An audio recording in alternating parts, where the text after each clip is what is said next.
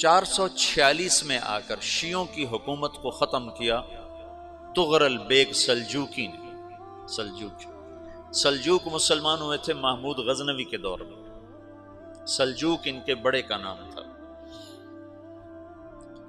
تو ایک دفعہ محمود غزنوی نے سلجوک سے پوچھا اگر مجھے تیری مدد کی ضرورت ہو تو کتنے آدمی پیش کر سکتے ہو؟ تو اس نے ایک تیر دیا، کہا یہ ایک تیر ہے میرا،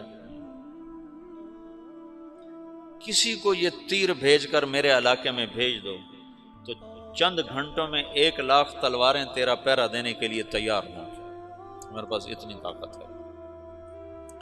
تو یہ سلجوک کی نسل میں تھا تغرل بیگ۔ اللہ تعالیٰ نے جب عرب زوال کا شکار ہو گئے اور ضعف کا شکار ہو گئے، جیسے بڑھاپے کا کوئی علاج نہیں، جب قوموں پہ زوال آتا ہے تو اس کا بھی کوئی علاج نہیں، پھر اور قوم کو جگہ ملتی ہے۔ جیسے بڑھاپا ایک فرد پہ آتا ہے، ایسے بڑھاپا قوم پہ آتا ہے۔ قوم کا بڑھاپا جوانی میں نہیں لوٹ سکتا، جیسے فرد کا بڑھاپا جوانی کی طرف نہیں لوٹ سکتا، قوم کا بڑھاپا جوانی کی طرف نہیں لوٹ سکتا، کوئی علاج نہیں۔ نئی نسل کا آنا ہی علاج ہے۔ تو عرب دھل چکے تھے، 600 سال بہت ہوتے ہیں حکومت کو، اپنی صفات گم کر چکے تھے، اب نئے خون کی ضرورت تھی۔ تغرل بیگ پہلا شخص تھا جس نے آ کر اہل سنت والجماعت کو استحکام بخشا، شیعوں کی حکومت کو ختم کیا، بغداد سے، شام سے، ان سارے علاقوں سے۔ صلاح الدین ایوبی نے اسماعیلی شیعہ کی حکومت کو ختم کیا، مصر۔ العاضد ان کا آخری خلیفہ تھا صلاح الدین ایوبی، نور الدین زنگی رحمۃ اللہ علیہ کا پروردہ تھا، اس کا دوست تھا، اس کے دوست بھی تھا، بچہ بھی تھا اس کے سامنے، زیادہ لکھنے پڑھنے کا شوق تھا۔ پھر اللہ تعالیٰ نے اس سے کام لیا اور اس کو مصر کا گورنر بنا کے بھیجا، مصر کی مدد کے لیے بھیجا۔ تو وہاں اس نے صلاح الدین ایوبی نے وہاں ختم کیا، تغرل بیگ نے یہاں ختم کیا۔ تو پھر سلجوک جو تھے نا یہ اقتدار میں آئے، ادھر ختم ہو گئی سلطنت بنو عباس کی، مصر ایک چھوٹی سی ترکوں کی سلطنت۔ تو اللہ تعالیٰ پھر مرکزیت کے لیے ایک نظام چلایا، دو لشکر آپس میں لڑ رہے ہیں ایک میدان میں، ایک جنگلی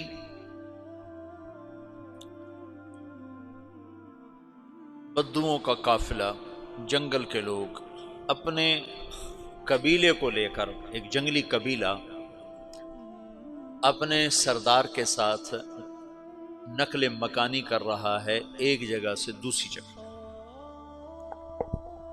اللہ کا نظام کہ یہ لوگ چلتے چلتے چلتے اس وادی میں پہنچ گئے جہاں جنگ ہو رہی ہے، دو لشکر آپس میں لڑ رہے ہیں۔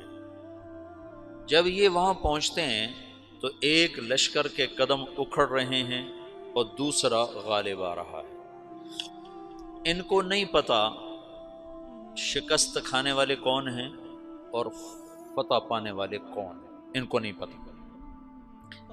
اس جنگلی قبیلے کے سردار کا نام بھی تغرل ہے، تغرل۔ تو یہ سردار کہتا ہے جو شکست کھا رہے ہیں ان کی مدد کرو، کچھ پتہ نہیں کون ہے، کہتا جو شکست کھا رہے ہیں ان کی مدد کرو۔ تو 400 وحشی جنگلیوں نے فاتح لشکر کے پیچھے حملہ کر دیا۔ وہ تو ایک کافی ہوتا تھا، 400 دوڑ دوڑ جب تلواریں پڑیں تو چند لمحوں میں نقشہ بدل گیا، بھاگنے والے جم گئے اور جمنے والے بھاگ پڑے۔ جب جنگ ختم ہوئی تو شکست خوردہ لشکر کے بادشاہ نے ان کو بلایا، اسے پوچھتا ہے مجھے جانتے ہو میں کون ہوں؟ کہا نہیں۔ کہا تو تم نے میری مدد کیوں کی؟ کہا انسانی ہمدردی کی وجہ سے، تمہیں شکست ہو رہی تھی اس لیے تمہاری مدد کی۔ پھر اس نے اپنا تعارف کرایا، میں ہوں سلیمان سلجوکی، ترکی کا بادشاہ۔ مسلمانوں کا لشکر تھا اور تاتاریوں سے شکست کھا رہا تھا، تاتاری فتح پا رہے تھے، مسلمان شکست کھا رہے تھے۔ تو وہ اللہ کی غیبی مدد بن کر آئے، تو وہ اس سے کہتا ہے میرے ساتھ رہنا پسند کرو گے؟ تم نے میرے اوپر احسان کیا ہے، میں اس کا بدلہ دینا چاہتا ہوں، میرے ساتھ رہنا پسند کرو گے؟ کہنے کا کر لوں گا۔ تو اس کو لے کر ترکی آیا، اور استنبول اس وقت روم کی حکومت میں تھا، اسے فتح کیا اس تغرل کے آگے چوتھے پانچویں پڑپوتے محمد فاتح نے۔ تو یہ استنبول ہے، یہ ترکی ہے، بیچ میں ایک چھوٹا سمندر ہے، یہاں ایک جاگیر ہے۔ تو سلطان سلیمان کہتا ہے یہ جاگیر تجھے وقف ہے، ادھر سے رومی مجھے تنگ کرتے ہیں حملے کر کر کے، تو میرا دفاع کرتے رہنا، یہ جاگیر تیری۔ یہ اس جاگیر پہ اس نے اپنے قافلے کو آباد کر دیا، اپنے قبیلے کو، اور ایک چھوٹی سی حکومت بنا لی، جو ایک صوبہ سمجھو سلمان سلجوقی کا، وہ ایک چھوٹا سا صوبہ ہے۔ وہاں جب یہ رہ پڑا تو پھر یہ ایک شیخ کے بیت ہوتا ہے، وہاں شیخ طریقت ہے، ان کے یہ بیت ہونے جاتا ہے، وہ اس کو رات اپنے پاس ٹھہراتا ہے، تو ایک کمرے میں ان کا خادم ٹھہراتا ہے۔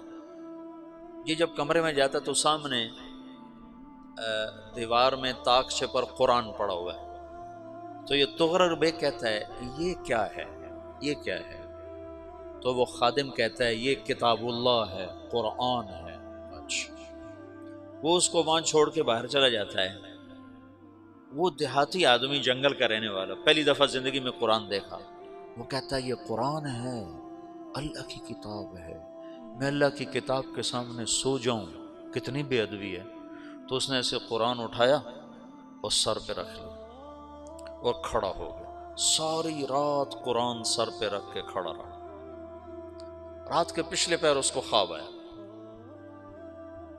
کھڑے کھڑے اس نے دیکھا کہ اس کی پشت سے ایک چاند نکلا اور شیخ کی بیٹی کے سینے میں جا کے اتر گیا، پھر اس لڑکی کے سینے سے ایک درخت نکلا جو پھیلتے پھیلتے پھیلتے 3 بر اعظم پہ چھا گیا، افریقہ پر، یورپ پر، ایشیا پر۔ پھر اس کی آنکھ کھل گئی، وہ کھڑا ہوا ہے، تو اس نے صبح یہ خواب اپنے شیخ کو سنایا، تو انہوں نے اپنی بیٹی اس کے نکاح میں دے دی۔ اس بیٹی سے ایک بچہ پیدا ہوا، تغرل بیگ نے اس کا نام رکھا عثمان، عثمانی ترک نام سنا ہوا، جو میں نے کل بتایا تھا کہ 1924 میں وہ خلافت ختم ہوئی، تو ایک بیٹا پیدا ہوا عثمان۔ عثمان نے پھر ایک نئی اسلامی حکومت کی بنیاد رکھی جو 1924 تک چلتی رہی، کوئی 800 سال یہ حکومت چلی۔